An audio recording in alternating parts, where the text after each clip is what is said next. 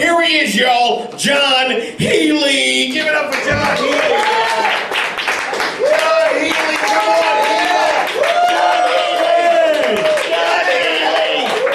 John Healy. I'm the Pirate Santa Claus you've been hearing so much about.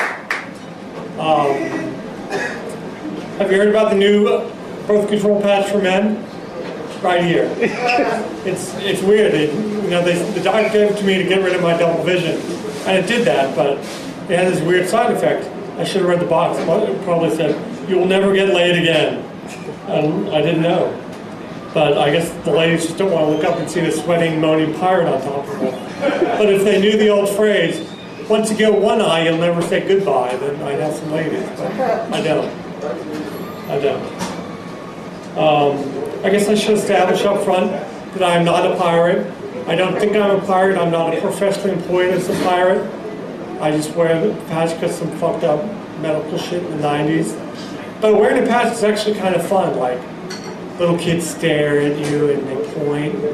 Yeah, that doesn't happen to everybody. You, maybe? I love it when the kids stare because then I just point back and say, "That one looks delicious."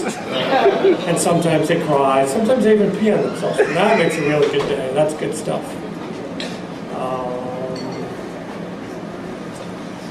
What pisses me off?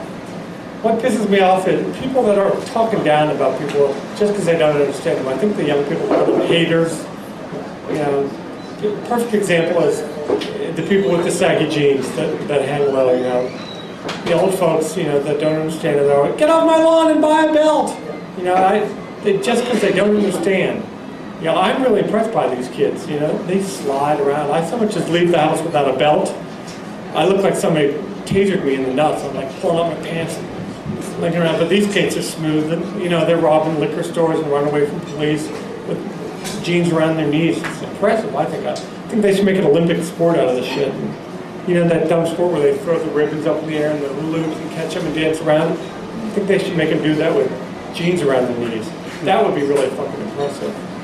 And I found out there's another reason for the saggy pants. I moved here from D.C. One time when I was in D.C., young kid with a saggy pants jumped out from the alley with his hand in said, "Give me your wallet." And I think this is the international symbol for why I have a gun. I didn't know if he had a gun or not, but I went to kick him in the balls, so that was just instinct. And I landed the kick, but I hit a little piece of denim and then like a foot of air. The guy had like a fucking airbag for his nuts. That's sweet. I'm just saying, if you're a 50-year-old accountant, you don't need an airbag for your nuts. But if you're an 18-year-old thug, it's a great idea. So I think it's evolution. Smart. These kids are smart. Another thing that has a bad reputation, people just talk bad about cannibals. You know, I don't really get it, you know, because most of the time it's like, you either eat a person or you die. I'm saying fucking chow down. You know, if it's my choice between starving to death or eating the attractive woman that died in the airplane seat next to me, fucking chow down.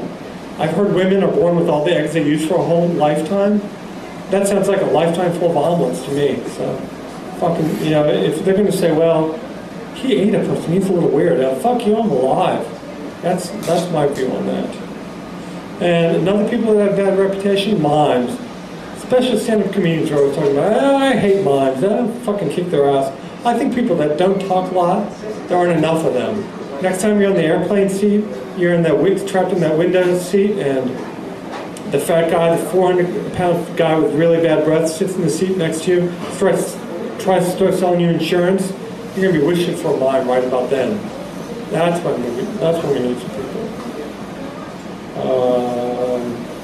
I guess those kids left so I can talk about sex, right? I'm not going to offend anyone. Actually, I don't give a fuck. I've never had the pleasure of making love to a woman with really large breasts.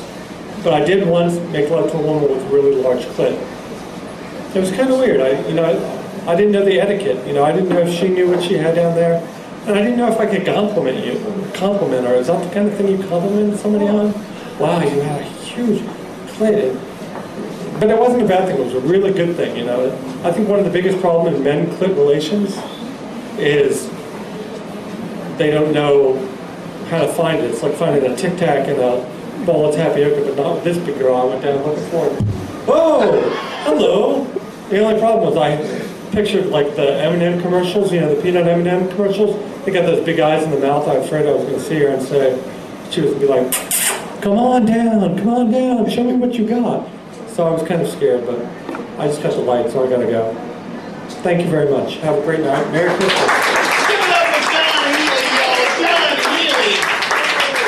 Feeling the Christmas spirit. That is so, thank you, John, so much. Thank you. And I'm glad you mentioned the lady with the big clit. I thought you were going to say big clit and went all the way down to her balls.